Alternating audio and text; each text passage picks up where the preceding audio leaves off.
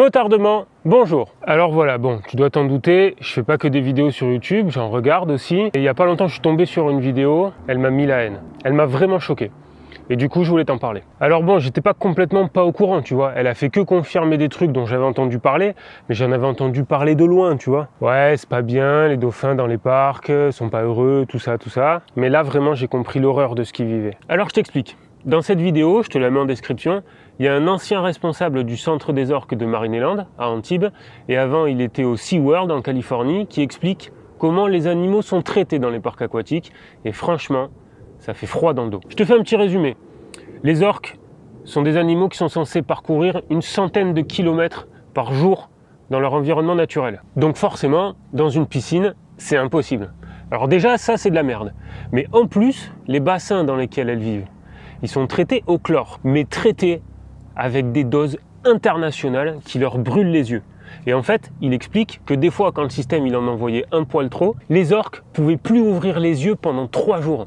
Et tu sais pourquoi ils les traitent au chlore? Eh ben en fait, c'est juste pour que tu puisses les voir à travers les vitres. Pour que l'eau soit suffisamment claire pour que tu puisses te prendre un selfie. Alors là, moi je trouve qu'on est au niveau de la maltraitance. Et après, une fois que ton selfie il est sur Instagram, eh ben, tu vas tranquillement aller t'installer dans les tribunes pour regarder le spectacle des orques qui font un salto arrière. Sauf que si l'orque elle veut bien faire un salto arrière, en vrai c'est parce qu'elle a faim. Pendant le dressage, ils leur font comprendre qu'il faut qu'elle saute. Sauf que si elles veulent pas, ils ramassent les seaux et ils se cassent avec la bouffe. Et ils font ça jusqu'à ce qu'elles soient suffisamment affamées pour accepter de sauter. Parce qu'elles sont intelligentes les orques, elles comprennent ce qui se passe. Et en plus de ça, quand tu leur en parles, le discours des parcs, c'est de dire qu'elles ont le choix. Mais non mon gars, elles n'ont pas le choix. Elles ont juste leur instinct de survie qui leur dit « Saute dans ce putain de cerceau, sinon tu vas crever de faim ». Ah ouais gros, moi j'aime bien hein, quand ils sautent dans le cerceau là, c'est rigolo. Eh oui, tu vois, à Brutix, je me doutais bien que ça lui plaisait ça. Bref, affamer quelqu'un pour en obtenir quelque chose, c'était une méthode de torture qui était utilisée pendant la guerre. Donc non, c'est pas vrai. Elles n'ont pas le choix. D'ailleurs, à cause de tout ça, elles tombent malades. John Hargrove, le soigneur en question, là, il explique que c'est jamais arrivé dans aucun parc qu'une orque meure de vieillesse.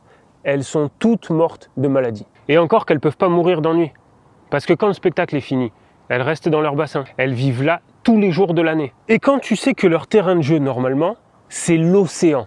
T'imagines bien qu'une piscine, aussi grande soit-elle, ça doit être un supplice pour elle. Alors voilà, c'est comme si toi, on t'obligeait à rester toute ta vie dans une pièce, comme ça, à peine plus grande que toi. Et ça aussi, c'était une méthode de torture d'ailleurs. Et justement, l'ennui, ça doit être le pire en fait. Il y a une orque qui a rongé le bord du bassin jusqu'à ce que la pulpe de ses dents soit à vif. Alors du coup, elles tournent en rond.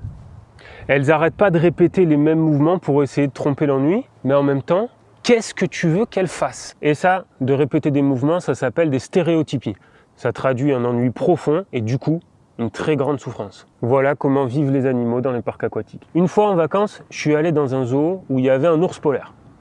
Dans une piscine de, je dirais, 10 mètres par 10. Il lui avait fait une espèce de fausse banquise autour et en attendant que le spectacle commence, il faisait des allers-retours comme ça dans sa piscine. Et du coup, tu vois, c'est pour ça que je t'en parle. Parce que quand j'ai vu cette vidéo, j'ai compris que ça c'était des stéréotypies. Alors je te montre, ça c'est mes archives perso, pour te dire que j'ai vu cette vidéo sur le net, où on est d'accord que la véracité de tout peut être remis en question, mais ça je l'ai vraiment vécu. La peu chère nounours. Là-bas son bassin là, qui est ultra petit, donc par les vitres il y avait des gens qui regardaient, assis sur les gradins, et une nana qui parlait dans un micro, qui expliquait ce qu'il lui avait donné à bouffer, tout ça. Et l'ours pendant ce temps, pour amuser la galerie, alors du bord droit là où il y a les cailloux, il nageait sous l'eau, il allait vers les vitres, il remontait à la surface, et sur le dos, il poussait sur les vitres pour retourner de l'autre côté. Voilà, il tournait en rond dans sa piscine comme ça. Et là maintenant, il sait pas quoi faire, il tourne autour du caillou. Peu cher, il est tout seul, il n'a même pas des copains à lui, c'est plein de cagnards. L'ours polaire. Franchement, depuis tout à l'heure, il me fait trop de la peine, quoi, peu cher. Regarde comme il a l'air malheureux, peu cher. Il arrive là et il repart. Voilà. Il sait pas quoi faire, il s'en va, il revient. Qu'est-ce que je pourrais bien faire? Ah? Et si je... Ah ouais, non. Il va falloir que j'aille là, bah c'est dommage, j'étais sec. Oh, enfin bon. C'est la vie, hein. Voilà. En plus, tu vois le temps qu'il faisait. Sans déconner, c'est pas des conditions pour un ours polaire, ça. Alors tu vois, c'est pour ça que cette vidéo elle m'a interpellé et que j'ai voulu t'en parler. D'un coup, je me suis rappelé cet ours et je me suis dit merde, c'est des stéréotypies que je l'ai vu faire en fait. Donc voilà, t'imagines bien que j'emmènerai pas mes enfants à Marineland, hein. J'aimerais bien que plus personne y aille d'ailleurs et qu'on foute la paix aux animaux. Mais bon, ça me paraît compliqué, hein. Si tu veux aller un peu plus loin, je t'invite à aller voir la vidéo dont je parle et à me dire ce que t'en penses. Je serais ravi d'en discuter avec toi. Tu as mon groupe sur Facebook dans la description aussi. Et pour finir, comme d'habitude, un dernier petit mot aux automobilistes. Quand vous déboîtez, s'il vous plaît, n'oubliez pas le petit coup d'œil. Il y a peut-être un motard caché dans votre angle mort.